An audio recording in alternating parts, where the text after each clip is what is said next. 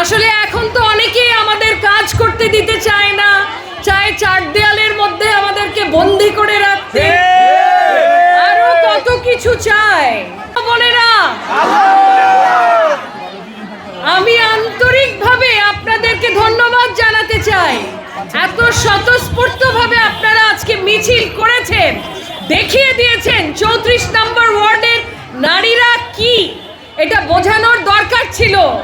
আসলে এখন তো অনেকেই আমাদের কাজ করতে দিতে চায় না, চায় চার দেয়ালের মধ্যে আমাদেরকে বন্দি করে রাখতে, আরো কত কিছু চায়।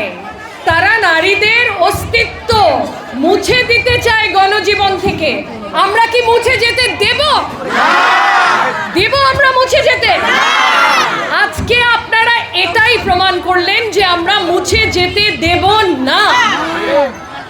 আপনারা আজকে যে মিছিলটা করেছেন, এটার দুটো উদ্দেশ্য।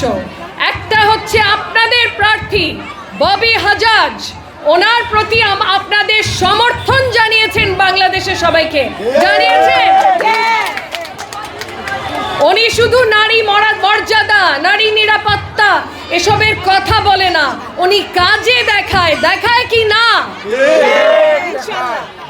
আজকের মিছিলের আরেকটা উদ্দেশ্য, এবং সেই উদ্দেশ্যটা হচ্ছে প্রতিবাদ। নারী হিসেবে আমরা প্রতিবাদ করব। কেউ যদি আমাদের অস্তিত্ব মুছে দিতে চায়, করব কি করব না? আরো জোরে বলতে হবে আমার মা বোনদের। আলহামদুলিল্লাহ, আমি আশা করি আমরা সবাই এভাবে বা এর থেকেও বেশি উৎসব করতে করতে 12 তারিখের সকালে ধানের শীষে ভোট দিয়ে বিপুল সংখ্যক ভোটে ববি হাজাজকে জয় করে আনবো কি আনবো না?